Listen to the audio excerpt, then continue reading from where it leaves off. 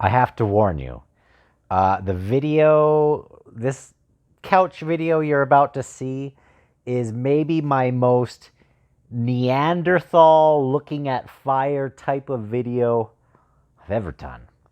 Because I am 60% of the way through Hyperion, and my head is in this vortex because I don't understand, like, the science just gets me so excited, even though I don't get it. And I start trying to contemplate or put things together what something would be like. And then it's quickly apparent that I don't understand even the foundation of what a lot of these books are doing. But when you deal with time, especially, it's like, I don't even know what to make of it. And the way that they handle it in this book, especially with that stinking chat. Anyway, I don't want to bleed into the next video. Okay, I'm going to splice it together. Dang it, Hyperion. Ever since that second perspective, the War Lovers one or whatever it is with the military guy. Sorry, this is going to be spoilers as well. But ever since his perspective with this stinking lady going the other way through time or whatever, ever since reading that, I can't get it out of my head. It's like a vortex, that concept. And on my own, I've been thinking, well, what other weird things would be, obviously that seems like a major paradox to me, especially if you're going through time and someone's going the other way. And what if they were your neighbor and you like gave the other one what if they gave you in their time going one way like a pop? Sorry, I call it pop up here. Like a Dr. Pepper. Obviously in your time you'd be like lifting the crinkled can out of the garbage, and like if they saw it, yeah, it doesn't work. It doesn't. See, I'm an idiot. I'm so stupid.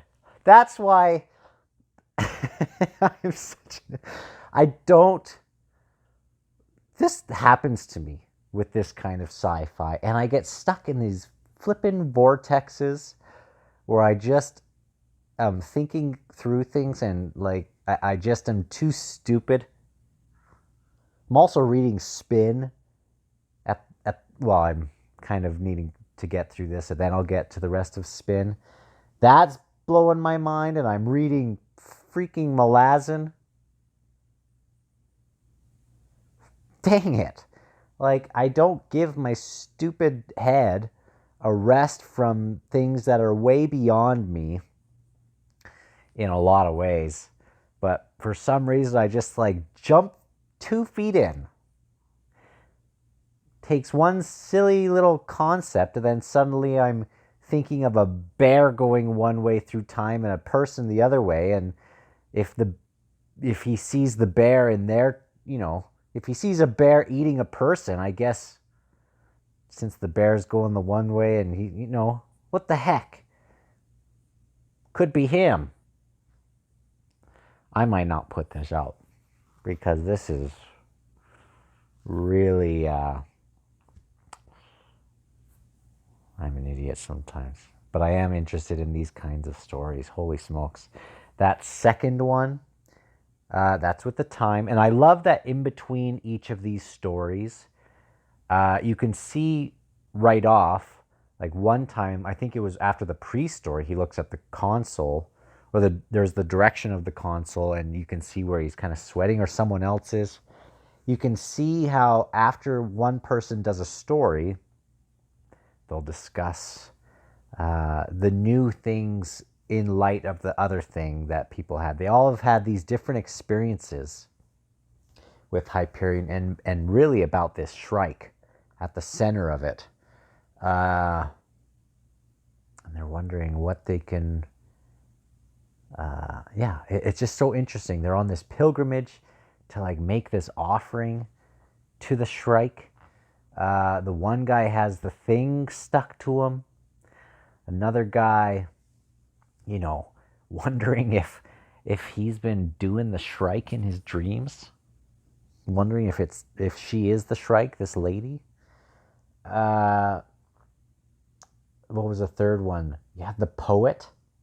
Holy smokes, that was, a little bit too much content wise for what I usually go into, but that was such an interesting thing. This guy who rags or riches to rags, sort of, goes on this cryo thing and really gets reduced to like 9 words. And I love that note that he says, I became a poet before I had the words, or whatever, which is a very poetic sort of thing to say. So he's on his way there. Man, I can't, I can't remember how that really ended very well. Dang it. But it was super good. Yeah, he was thinking he needed to like burn his writings over there. So, he's feeling some kind of way that he's like anyway, sorry, I'm an idiot. See? I've been in this vortex about that second chapter while I was reading the third chapter.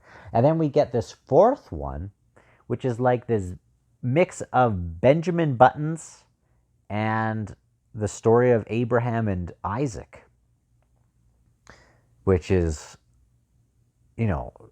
just turned my head in a loop, like even more from that second perspective. Dang it. My head can't take much more of this. So I am, 60% of the way through. It's very, very compelling. Very compelling. And, it is leaning on some, like, it's playing with some kind of Christian, it's you have to kind of know those stories, or maybe be willing to think about those stories as well, because yeah, it's just so interesting, super interesting. I wonder where this is going. It's sort of weird, all these stories that they're all kind of living out, almost like they're living out a part in like the Bible stories and things. Like one person's doing an Abraham, one person was on the tree.